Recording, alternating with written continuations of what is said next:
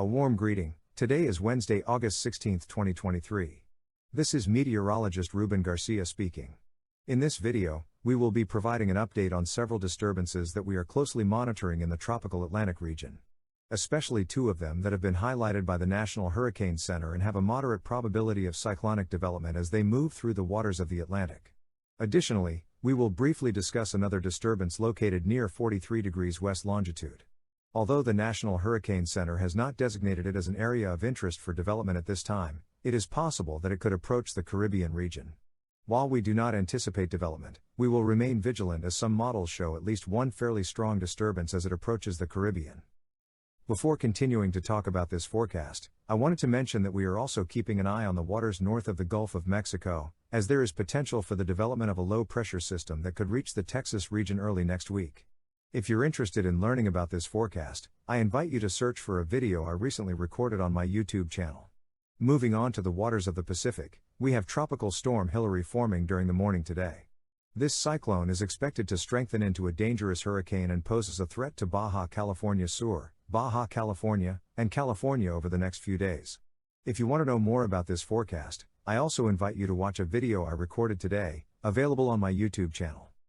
Without further ado, let's now discuss the tropical Atlantic region. Notice that the National Hurricane Center maintains a moderate probability of development for two strong tropical waves. The first has a 50% chance of development over the next 7 days as it moves northwestward, and the second tropical wave is located south of the Cape Verde Islands with a 40% chance of development. In the following satellite animation, we can see the two disturbances we are closely monitoring. Both show good rotation and somewhat disorganized areas of precipitation. Also, observe the other disturbance that hasn't been marked as an area of interest for cyclonic development, but is expected to remain quite active as it moves westward.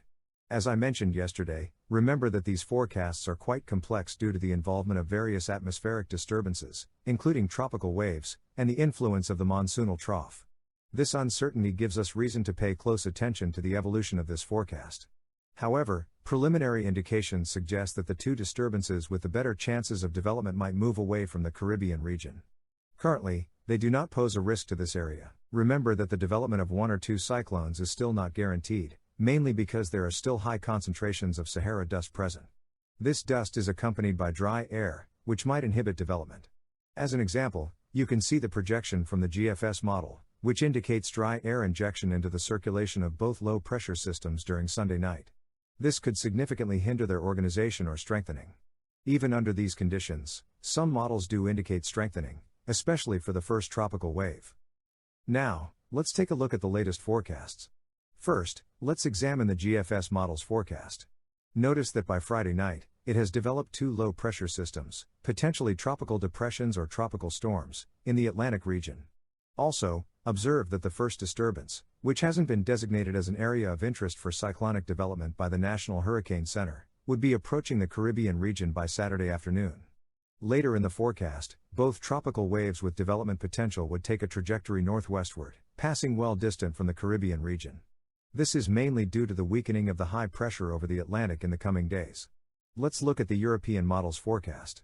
Here, we see the development of these low pressures, and by Friday afternoon or evening, it could possibly develop two tropical depressions. Then, in the medium to long term, notice that their trajectory is similar to the GFS model, passing at a considerable distance from the Caribbean.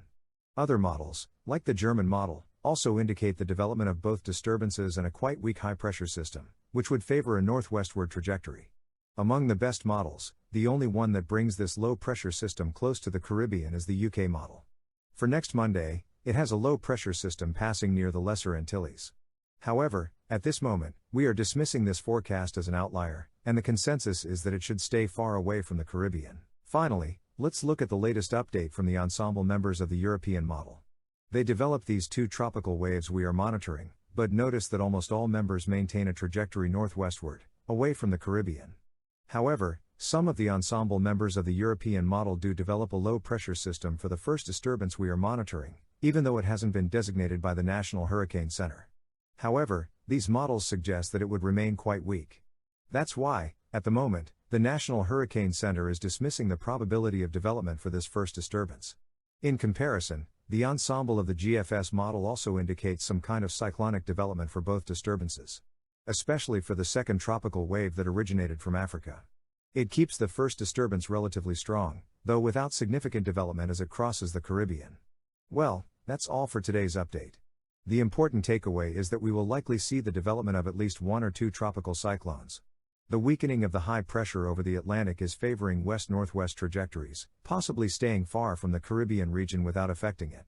On the other hand, although development is not currently expected, we will remain attentive to the first disturbance that we know will bring some rain and unstable weather conditions to the Lesser Antilles during the beginning of next week. With that, I bid you farewell and hope you all have an excellent day.